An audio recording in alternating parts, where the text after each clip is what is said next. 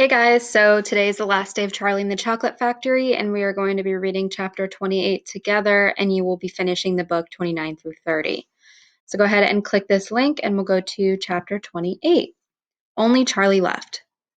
Which room shall it be next? Said Mr. Wonka as he turned away and darted into the elevator.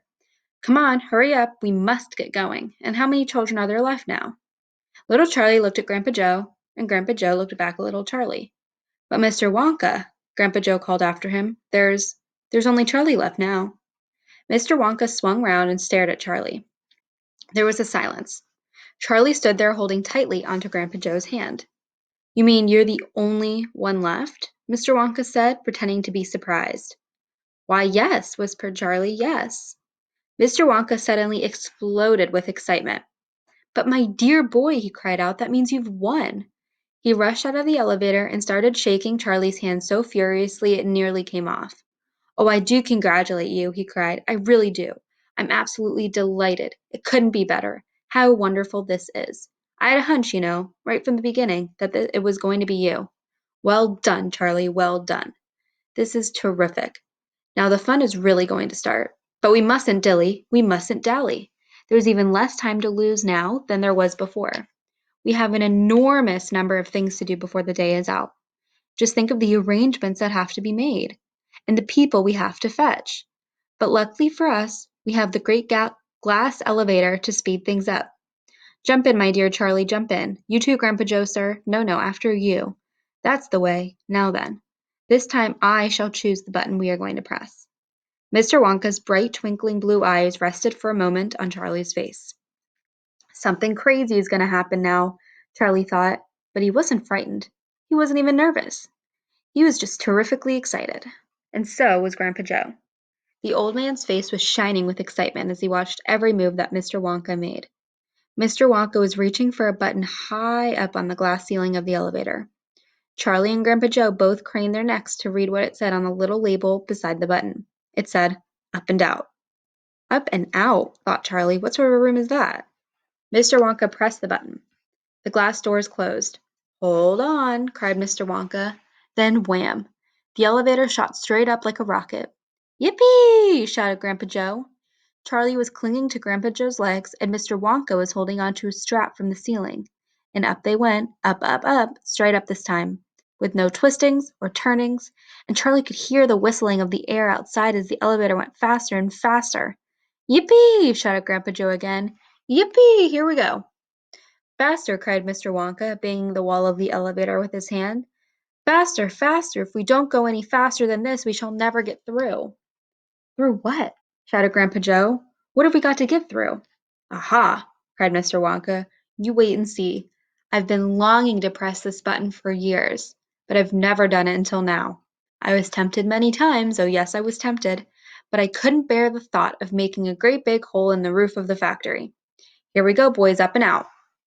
But you don't mean, shouted Grandpa Joe. You don't really mean that this elevator— Oh, yes, I do, answered Mr. Wonka. You wait and see. Up and out. But it's made of glass, shouted Grandpa Joe. It'll break into a million pieces. I suppose it might, said Mr. Wonka, cheerful as ever, but it's pretty thick glass all the same. The elevator rushed on, going up and up and up, faster and faster and faster. Then suddenly, crash! And the most tremendous noise of splintering wood and broken tiles came from directly above their heads, and Grandpa Joe shouted, Help! It's the end! We're done for! And Mr. Wonka said, No, we're not. We're through. We're out. Sure enough, the elevator had shot right up through the roof of the factory and was now rising into the sky like a rocket, and the sunshine was pouring in through the glass roof. In 5 seconds, they were 1,000 feet up in the sky. The elevator's gone mad, shouted Grandpa Joe. Have no fear, my dear sir, said Mr. Wonka calmly, and he pressed another button. The elevator stopped. It stopped and hung in mid-air, hovering like a helicopter, hovering over the factory and over the very town itself, which lay spread out below them like a picture postcard. Looking down through the glass floor on which he was standing, Charlie could see the small, faraway houses and the streets and the snow that lay thickly over everything. It was an eerie and frightening feeling to be standing on clear glass high up in the sky. It made you feel like you weren't standing on anything at all. Are we all right? cried Grandpa Joe. How does this thing stay up?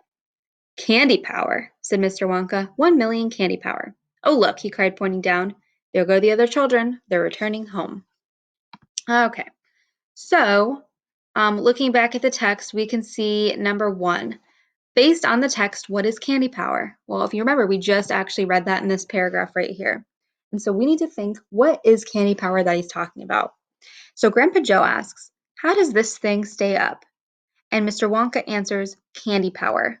So candy power is the kind of thing that is keeping the elevator up in the middle of the sky. So if we look through our answers, A, what is used to power all the machines? Remember, he's only talking about the elevator. B, what holds up the elevator in the sky? That's exactly what candy power is, but let's keep looking. C, the energy you get from eating candy. That's more of a sugar rush than candy power here. And D, sunshine pouring through the roof. So we know that our best answer is B. It is what holds up the elevator in the sky. And number 2, what emotion is Grandpa Joe experiencing when he says the elevator has gone mad? So if we look for when he says that, he says it actually right here. The elevator's gone mad, shouted Grandpa Joe. So what's making him say that, okay?